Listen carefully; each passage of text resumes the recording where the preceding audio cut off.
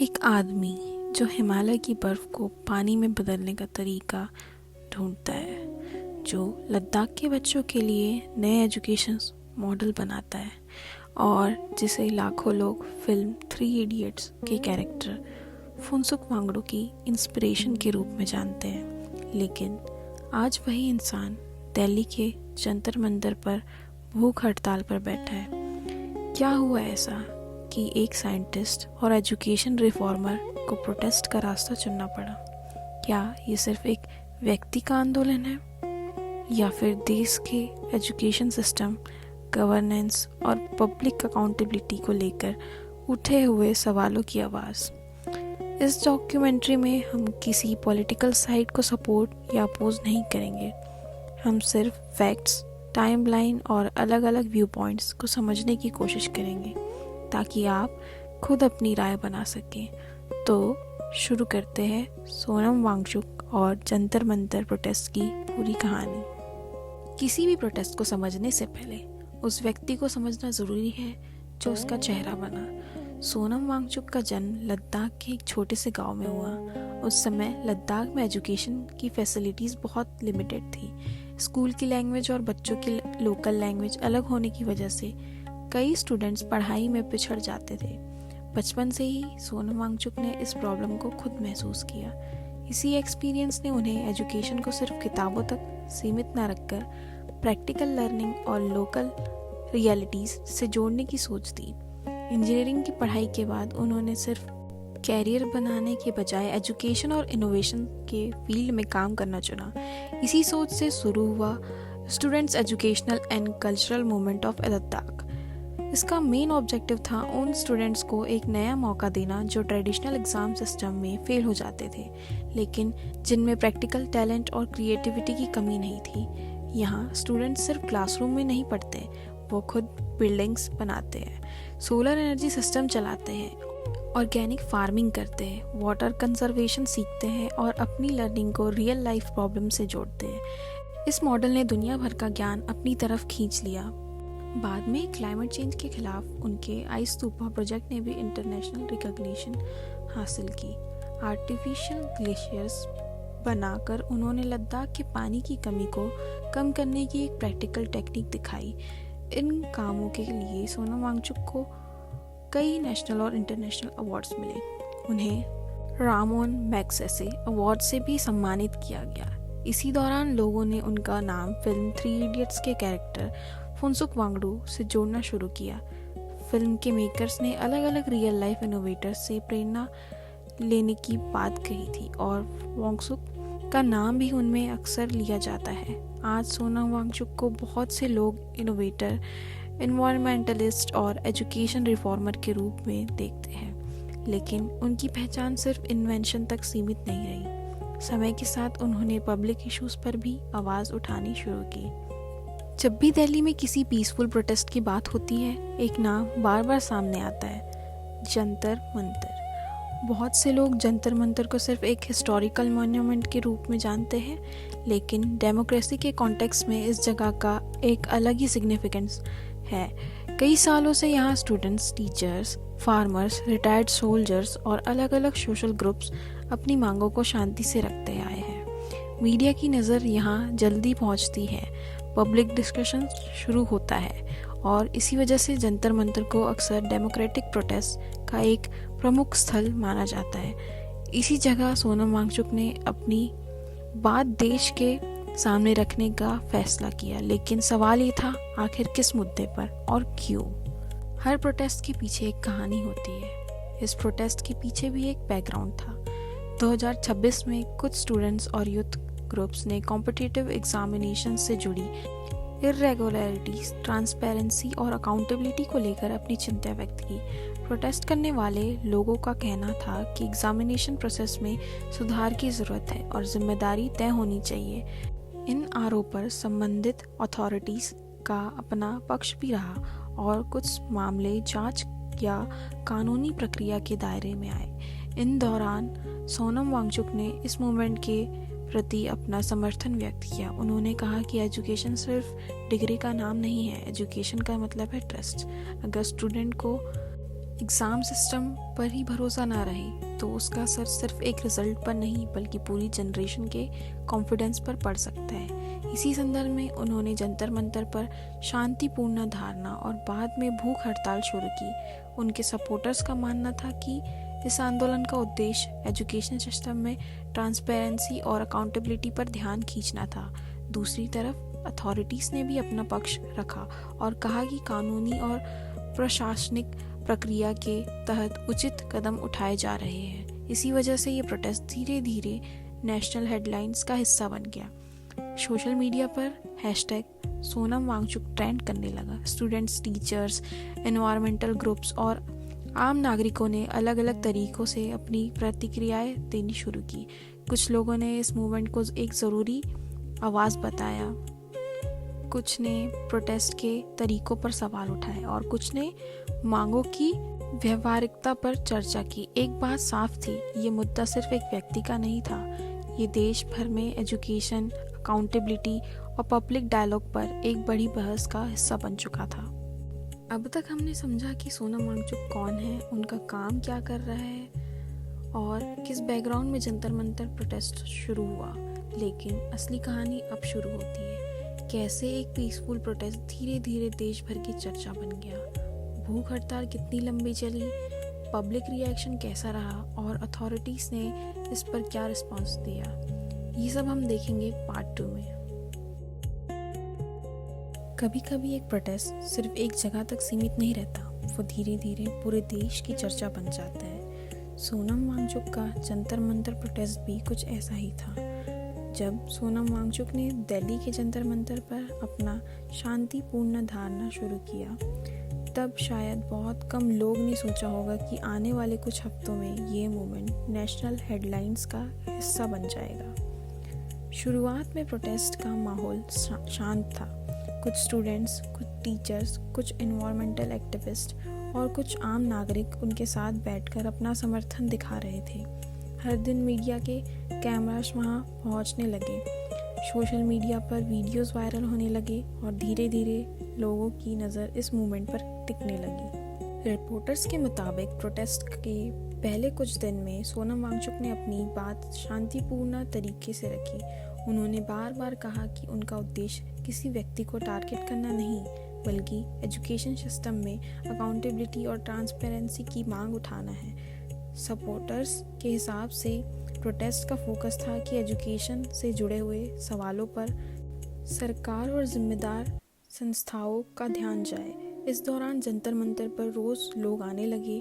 कोई लद्दाख से आया था, कोई दिल्ली यूनिवर्सिटी का स्टूडेंट था, तो कोई सिर्फ एक कंसर्न सिटीजन के रूप में अपनी उपस्थिति दर्ज करवाना चाहता था। जैसे जैसे दिन बढ़ते गए, सोनम वांगचुक ने अपनी हंगर स्ट्राइक जारी रखी। मीडिया रिपोर्टर्स के अनुसार डॉक्टर्स भी उनकी हेल्थ मॉनिटर कर रहे थे। सपोर्टर्स का कहना था कि प्रोटेस्ट पूरी तरह पीसफुल था और इसका मकसद सिर्फ डायलॉग शुरू करना था। इस बीच सोशल मीडिया पर हैशटैग सोनम वांगचुक और एजुकेशन अकाउंटेबिलिटी से जुड़े हैशटैग्स ट्रेंड करने लगे। कई लोगों ने वीडियोस बनाकर प्रोटेस्ट को सपोर्ट किया, कई लोगों ने क्वेश्चंस भी उठाए। इसी दौरान देश भर के स्टूडेंट्स के बीच एग्ज़ाम ट्रांसपेरेंसी और पब्लिक इंस्टीट्यूशंस को लेकर चर्चा तेज़ हो गई। दूसरे हफ्ते तक हंगर स्ट्राइक का असर सोनम वांगचुक की हेल्थ पर दिखने लगा। रिपोर्टर्स के मुताबिक उनका वेट कम हुआ और डॉक्टर्स उनकी कंडीशन पर नज़र रखे हुए थे। इसके बावजूद उन्होंने प्रोटेस्ट जारी रखा था। रोज़ सुबह सपोर्टर्स प्रार्थना करते, दिन भर स्पीचेस होती, शाम को वॉलंटियर्स प्रोटेस्ट साइट की सफाई करते। यह मूवमेंट धीरे धीरे सिर्फ एक प्रोटेस्ट नहीं बल्कि एक कम्युनिटी गैदरिंग जैसे दिखने लगा। इसी दौरान कई पब्लिक फिगर और स्टूडेंट ग्रुप्स ने भी अपनी प्रतिक्रियाएं दी। कुछ लोगों ने कहा कि एजुकेशन रिफॉर्म्स बस पर गंभीर चर्चा होनी चाहिए। वहीं कुछ लोगों ने प्रोटेस्ट की मांगों पर तरीकों पर अपनी असहमति भी व्यक्त की। जैसे हंगर स्ट्राइक तीसरे हफ्ते में पहुंची, रिपोर्टर्स के मुताबिक डॉक्टर की चिंता और बढ़ने लगी। मीडिया में लगातार हेल्थ अपडेट्स आने लगे। सपोर्टर्स अपील करने लगे कि अथॉरिटीज़ उनसे बातचीत करें। अथॉरिटीज़ ने अपनी तरफ से कहा कि उनकी प्राथमिक जिम्मेदारी किसी भी व्यक्ति की जान और सुरक्षा सुनिश्चित करना है। इसी दौरान दिल्ली हाई कोर्ट में भी इस मामले से जुड़ी सुनवाई हुई, जहां वांगचुक की हेल्थ और हॉस्पिटल ट्रांसफ़र को लेकर बहस हुई। 19 जुलाई तक प्रोटेस्ट एक नए मोड पर पहुंच चुका था। रिपोर्टर्स के अनुसार सोनम वांगचुक को पहले हॉस्पिटल शिफ्ट किया जा चुका था, जब उनकी तबीयत को लेकर चिंता बढ़ गई।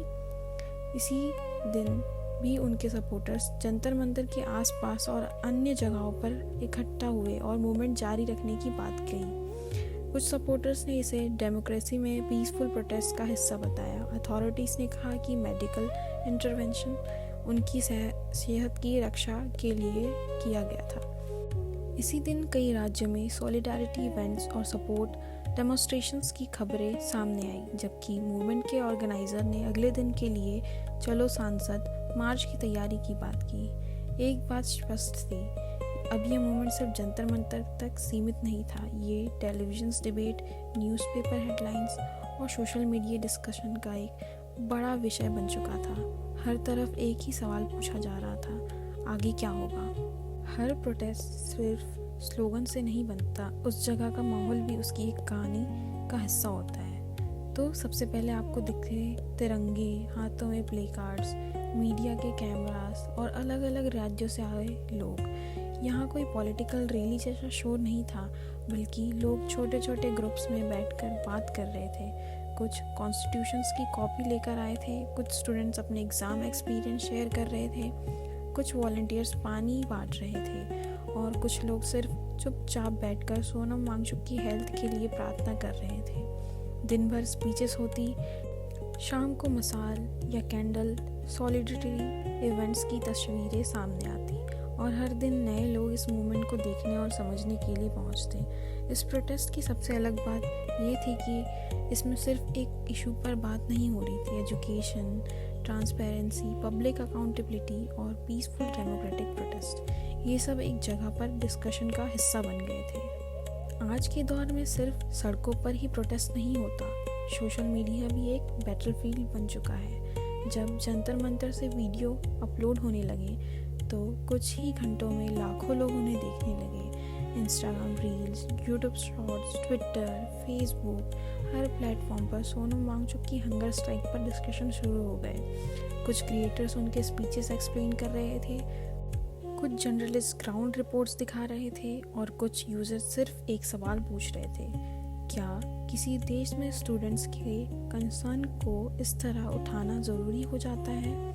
लेकिन सोशल मीडिया का दूसरा पहलू भी था, जहां सपोर्ट था वहीं क्रिटिसिज्म भी था। कुछ लोग मूवमेंट को ज़रूरी बताते थे, कुछ लोग उसके तरीक़ों से सहमत नहीं थे और कुछ लोग फैक्ट्स वेरीफाई करने की अपील कर रहे थे। इसी वजह से ऑनलाइन डिबेट और भी तेज़ हो गई। जो लोग सोनम वांगचुक के साथ खड़े थे, उनका मानना था कि ये मूवमेंट किसी एक व्यक्ति के लिए नहीं, बल्कि एजुकेशन सिस्टम और पब्लिक अकाउंटेबिलिटी जैसे बड़े मुद्दों पर ध्यान खींचने की कोशिश है। कई स्टूडेंट ग्रुप्स ने सॉलिडरिटी मैसेज दिए, एनवायरमेंटल एक्टिविस्ट ने भी उनके पिछले काम और पब्लिक लाइफ का जिक्र करते हुए सपोर्ट जताया। सपोर्टर्स का कहना था कि उनकी सबसे बड़ी ताकत शांति और अहिंसा थी। उनका मानना था कि डायलॉग और पब्लिक डिस्कशन से ही समस्याओं का समाधान निकल सकता है। इसीलिए प्रोटेस्ट साइट पर बार बार अपील की जा रही थी कि मूवमेंट पीसफुल बना रहे। हर प्रोटेस्ट की तरह इस मूवमेंट को लेकर अथॉरिटीज़ का भी अपना व्यू पॉइंट था। अथॉरिटीज़ ने कहा कि किसी भी प्रोटेस्ट के दौरान पब्लिक सेफ्टी और कानून व्यवस्था बनाए रखना उनकी जिम्मेदारी है। जब सोनम वांगचुक की हेल्थ को लेकर चिंता बढ़ी, तब ऑफिशियल्स ने कहा कि डॉक्टर्स की सलाह और कानूनी प्रक्रिया के तहत मेडिकल केयर ज़रूरी थी। कोर्ट में भी हेल्थ और मेडिकल मॉनिटरिंग से जुड़े मुद्दों पर सुनवाई हुई। अथॉरिटीज़ का कहना था कि किसी भी निर्णय का उद्देश्य उनकी सेहत और सुरक्षा सुनिश्चित करना था। दूसरी तरफ प्रोटेस्ट ऑर्गेनाइजर्स और सपोर्टर्स ने कहा कि उनकी मांगों और आवाज़ को भी उतनी ही गंभीरता से सुना जाना चाहिए। इसी अंतर ने इस पूरे मूवमेंट को एक नेशनल डिबेट के रूप में दे दिया। अब तक ये मूवमेंट दिल्ली तक सीमित नहीं रहा था। लद्दाख, मुंबई, बेंगलोर, कोची और कई अन्य शहरों से सॉलिडरिटी की तस्वीरें सामने आने लगी। न्यूज़ चैनल पर प्राइम टाइम डिबेट्स होने लगी, एडिटोरियल्स लिखने लग गए, एक्सपर्ट्स ने एजुकेशन रिफॉर्म्स, पब्लिक इंस्टीट्यूशंस और डेमोक्रेटिक प्रोटेस्ट पर अपनी राय रखनी शुरू की। हर व्यक्ति की सोच अलग थी, लेकिन एक बात कॉमन थी। देश इस मूवमेंट को देख रहा था और सवाल पूछ रहा था। एक तरफ सपोर्टर्स की आवाज़ थी, दूसरी तरफ अथॉरिटीज़ का पक्ष। लेकिन क्या इस प्रोटेस्ट से कोई सॉल्यूशन निकला? क्या बातचीत हुई? उस मूवमेंट का इंडिया की डेमोक्रेसी और एजुकेशन सिस्टम के लिए क्या मतलब है? और सोनम वांगचुक की इस कहानी से हम क्या सीखते हैं? जब कोई प्रोटेस्ट नेशनल हेडलाइंस बन जाता है, तब सिर्फ प्रोटेस्ट करने वाले ही नहीं, बल्कि सरकार, कोर्ट्स और एडमिनिस्ट्रेशंस भी उस कहानी का हिस्सा बन जाते हैं। जुलाई 2026 तक सोनम वांगचुक की हंगर स्ट्राइक सिर्फ जंतर मंतर का मुद्दा नहीं रही थी। न्यूज़ चैनल पर लगातार डिस्कशन चल रहे थे, सोशल मीडिया पर डिबेट्स हो रही थी, और इसी बीच सबकी नज़र थी गवर्नमेंट क्या करेगी। अथॉरिटीज़ ने बार बार ये कहा कि किसी भी प्रोटेस्ट के दौरान 2 जिम्मेदारियां सबसे महत्वपूर्ण होती है।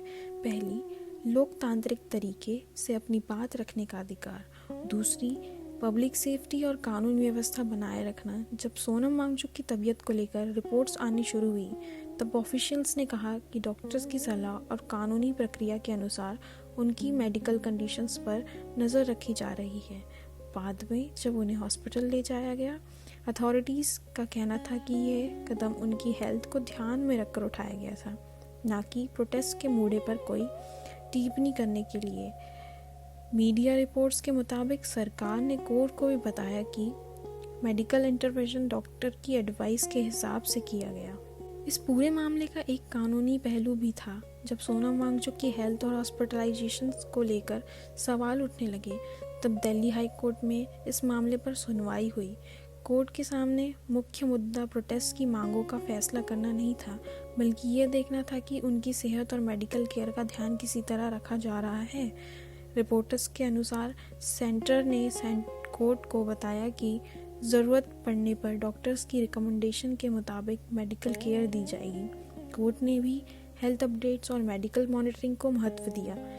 ये दिखाता है कि जब किसी भी प्रोटेस्ट का संबंध किसी व्यक्ति की हेल्थ से जुड़ जाता है, तब कानूनी और मेडिकल दोनों पहलू साथ साथ चलने लगते हैं। दूसरी तरफ प्रोटेस्ट ऑर्गेनाइजर्स और सपोर्टर्स की अपनी सोच थी। उनका कहना था कि मूवमेंट या उद्देश्य शांति से अपनी बात रखना और एजुकेशन से जुड़े मुद्दों पर राष्ट्रीय स्तर पर चर्चा शुरू करना था। सपोर्टर्स का मानना था कि जब तक उनकी बातों को ध्यान से नहीं सुना जाएगा, तब तक मूवमेंट जारी रहना चाहिए। उन्होंने बार बार अपील की कि प्रोटेस्ट को पीसफुल रखे और उसे पीसफुल रखा जाए और किसी भी तरह की हिंसा या तोड़-फोड़ से दूर रहा जाए। कई वॉलंटियर्स ने प्रोटेस्ट साइट पर डिसिप्लिन और सफाई बनाए रखने की जिम्मेदारी भी संभाली। हर बड़े मूवमेंट की तरह इस प्रोटेस्ट को लेकर भी देश 2 या उससे अधिक सोचों में बटा हुआ नजर आया। एक वर्ग का मानना था कि सोनम वांगचुक ने एजुकेशन और पब्लिक अकाउंटेबिलिटी जैसे मुद्दों को नेशनल डिस्कशन का हिस्सा बना दिया।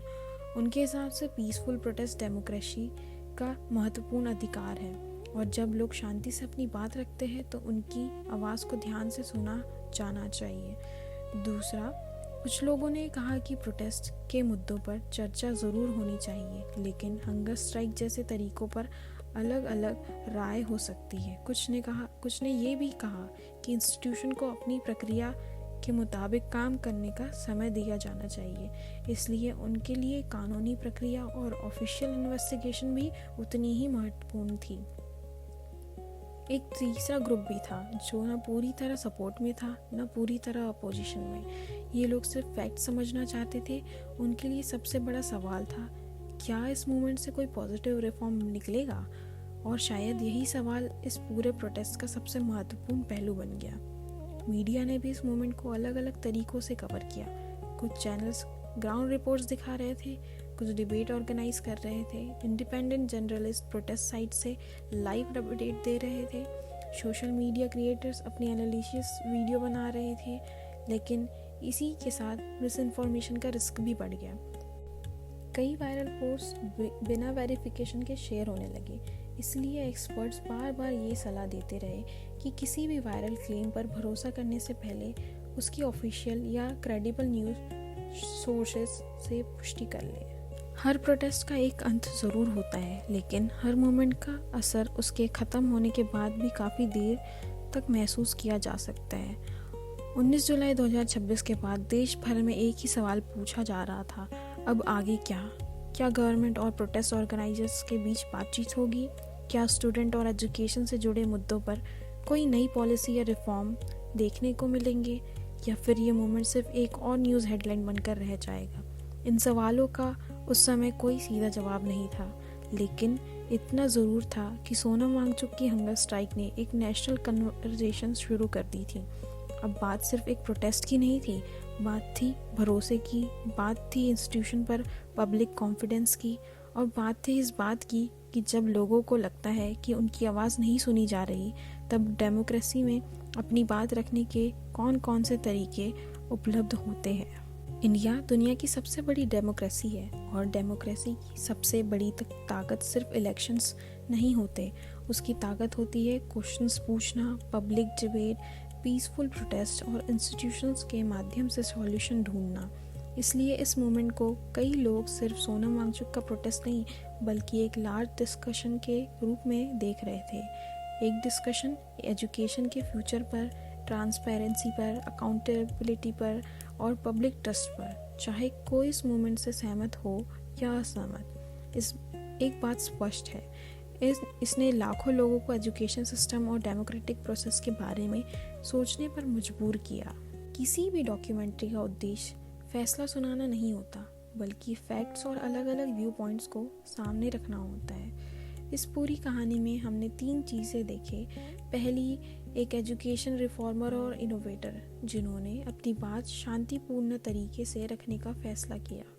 दूसरी, अथॉरिटीज़ का ये कहना कि पब्लिक सेफ्टी और हेल्थ की जिम्मेदारी भी उतनी ही ज़रूरी है जितनी प्रोटेस्ट का अधिकार। और तीसरी, एक देश जो इस पूरे मुद्दे को अलग अलग नज़रियों से देख रहा था। किसी ने इसे डेमोक्रेसी की ताकत कहा, किसी ने इंस्टीट्यूशंस की प्रक्रिया पर भरोसा रखने की बात की, और कई लोगों ने दोनों बातों के बीच एक संतुलन ढूंढने की कोशिश की। शायद इसी में डेमोक्रेसी की असली खूबसूरती भी छुपी है, अलग अलग सोच के बावजूद एक दूसरे की बात सुनना। सोनम वांगचुक की इस हंगर स्ट्राइक का अंत कब और किस तरह होगा ये उस समय तक स्पष्ट नहीं था, लेकिन इस मोमेंट ने कुछ बड़े सवाल ज़रूर छोड़ दिए। क्या हमारे एजुकेशन सिस्टम और भी ट्रांसपेरेंट बन सकता है? क्या पब्लिक इंस्टीट्यूशन पर लोगों का भरोसा और मजबूत किया जा सकता है? क्या प्रोटेस्ट और डायलॉग एक साथ चल सकते हैं? और सबसे बड़ा सवाल, क्या हम किसी भी इशू पर अपनी राय बनाने से पहले उसके सभी पहलू समझने की कोशिश करते हैं?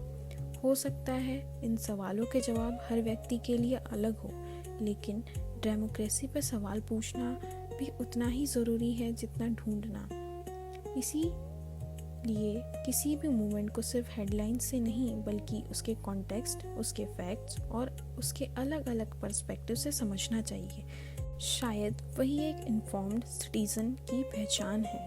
अगर आपको ये डॉक्यूमेंट्री इन्फॉर्मेटिव लगी हो तो वीडियो को लाइक ज़रूर करें और चैनल को सब्सक्राइब करें। कमेंट्स में अपनी राय ज़रूर लिखिए, लेकिन एक रिक्वेस्ट के साथ, अपनी बात फैक्ट्स के साथ रखिए और दोस्तों की बात का भी सम्मान कीजिए, क्योंकि हेल्दी डिस्कशंस ही एक मजबूत डेमोक्रेसी की पहचान होती है। मैं मिलूंगी आपसे एक और डिटेल डॉक्यूमेंट्री के साथ, तब तक के लिए धन्यवाद।